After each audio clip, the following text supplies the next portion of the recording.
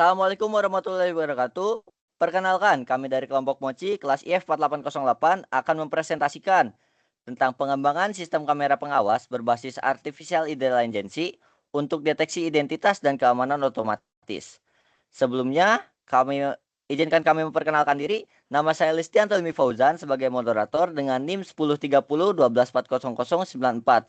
Selanjutnya ada rekan saya. Saya Fadlan Anargia Agustian dengan NIM 103012400006. Dan saya Muhammad Dafa dengan NIM 1030124000.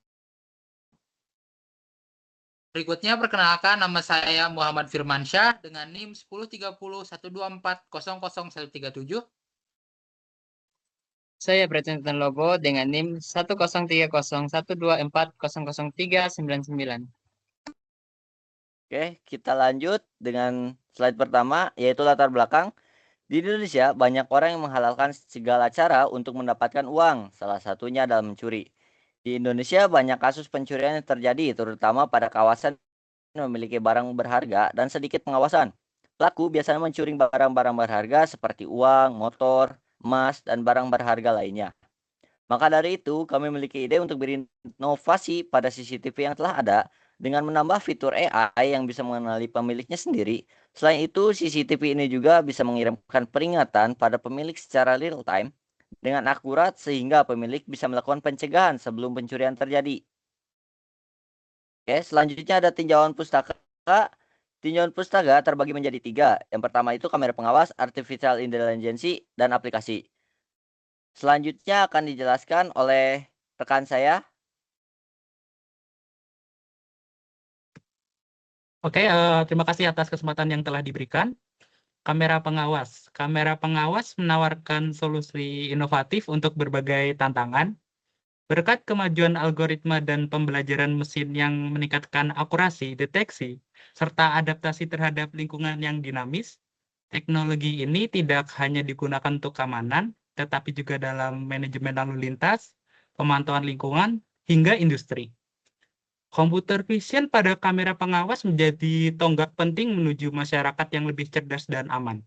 Dengan inovasi yang terus berlanjut, teknologi ini memainkan peran krusial dalam membentuk masa depan pengawasan dan keamanan. Oke, kemudian saya akan jelaskan tentang Artificial Intelligence. Artificial Intelligence atau AI adalah cabang ilmu komputer yang bertujuan menciptakan sistem yang mampu meniru kecerdasan manusia. Contoh mencakup kemampuan belajar, memahami bahasa, mengenali pola, dan memecahkan masalah yang kompleks. Dengan mensimulasikan kemampuan berpikir logis dan analisis data, AI memungkinkan pengambilan keputusan secara mandiri. Teknologi ini telah diterapkan di berbagai bidang seperti kesehatan, pendidikan, bisnis, dan keamanan. Teknologi ini bertujuan untuk meningkatkan efisiensi, akurasi, hingga produktivitas.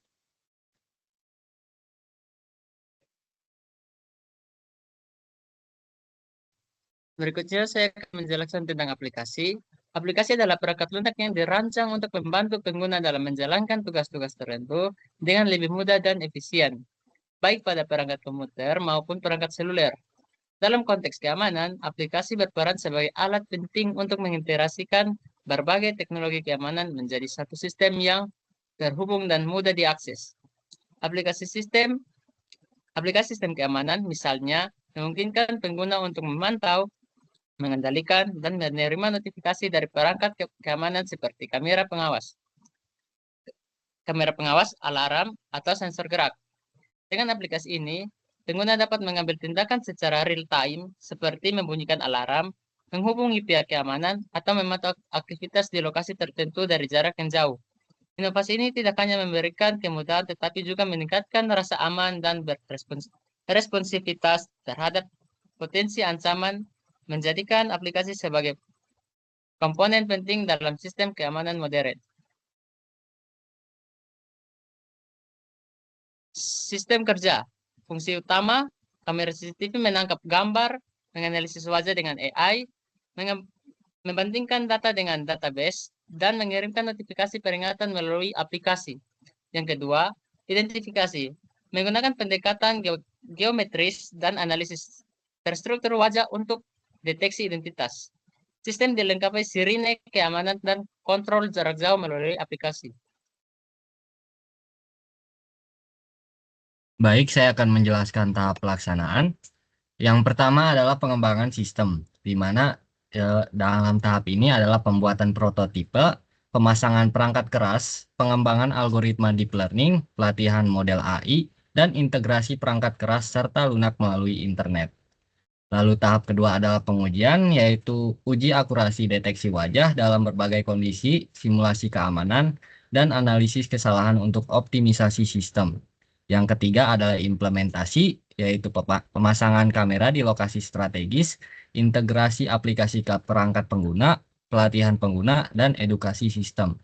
Dan yang terakhir adalah evaluasi, umpan balik pengguna, analisis efektivitas, serta penyusunan laporan akhir untuk rencana pengembangan lebih lanjut. Lalu untuk pengembangan perangkat lunaknya, ada tahap desain dan implementasi, yaitu pada front end adalah aplikasi responsi menggunakan React Native, pada back end Node.js dengan Express untuk komunikasi data, model deteksi, dan notifikasi melalui Firebase. Lalu ada AI training, di mana model dilatih menggunakan bahasa pemrograman Python melalui library PyTorch untuk deteksi aktivitas mencurigakan. Dan yang terakhir adalah integrasi. REST API memproses frame video untuk mendeteksi ancaman dan mengirimkan hasil ke backend.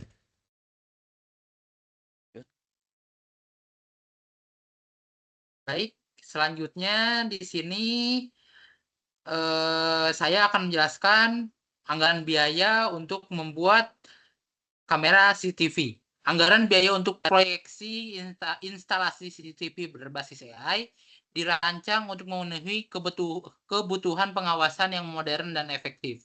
Rincian anggaran mencakup pembelian 1 buah unit kamera CCTV berbasis AI dengan harga 5 juta rupiah dan 1 unit DVR atau NVR Network Video Recorder seharga 4 juta rupiah yang berfungsi untuk merekam dan menyimpan hasil tangkapan video. Untuk penyimpanan data video digunakan 1 unit hard disk seharga 1.200.000.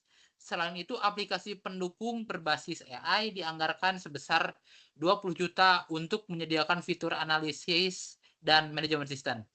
Komponen lain yang termasuk dalam anggaran adalah 1 set kabel dan konektor seharga 1 juta rupiah untuk kebutuhan instalasi serta power supply senilai 200.000 untuk memastikan suplai daya dapat berjalan lancar.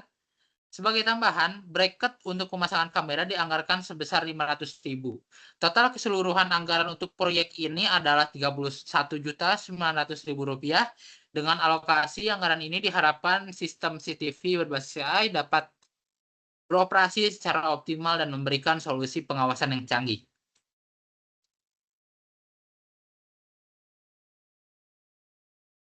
Proyek ini dirancang dengan jadwal kegiatan yang terstruktur untuk memastikan setiap tahap dapat berjalan sesuai rencana yang kita inginkan. Pada hari ke-1 hingga hari ke-5, kita berfokus utama dalam menyiapkan alat dan bahan yang diperlukan untuk pelaksanaan proyek. Selanjutnya pada hari ke-6 hingga hari ke-20 akan dilakukan perencanaan kamera pengawas dan pengembangan aplikasi berbasis SIL yang nantinya akan diintegrasikan dengan kamera pengawas tersebut. Tahap berikutnya pada hari ke-21 hingga hari ke-51 adalah menguji prototipe kamera pengawas di berbagai lokasi untuk memastikan fungsionalitas dan keandalannya. Data hasil pengujian tersebut akan dievaluasi pada hari ke-52 hingga hari ke-60 guna mengetahui kelemahan dari kamera CCTV tersebut yang perlu kita perbaiki. Berdasarkan evaluasi ini, prototipe akan diuji kembali pada hari ke-61 hingga ke-91 untuk memastikan hasil perbaikan tersebut dapat berjalan sesuai standar yang kita inginkan. Nah, pada hari ke-92 hingga hari ke-100, kegiatan akan difokuskan untuk menyempurnakan prototipe agar siap digunakan. Terakhir, pada hari ke-101, prototipe yang selesai akan ditawarkan kepada masyarakat sekitar yang memiliki minat untuk membeli. Dengan jadwal yang terencana ini, proyek diharapkan dapat diselesaikan dengan hasil yang optimal dan sesuai dengan target. Oke, karena sudah di akhir dari presentasi kali ini, saya akan menyampaikan suatu kesimpulan, yaitu kamera pengawas berbasis AI mampu meningkatkan keimanan properti dengan mempermudah pelayanan dan mengurangi tingkat kriminalitas. Fitur verifikasi dan notifikasi yang terhubung dengan aplikasi memungkinkan pemilik properti untuk merespon dengan cepat dan mengambil tindakan yang tepat, seperti menghubungi pihak keamanan, mengaktifkan alarm, atau melakukan langkah preventif lainnya. Oke, ya mungkin sekian dari saya dari kami. Kurang lebihnya saya mohon maaf. Assalamualaikum warahmatullahi wabarakatuh.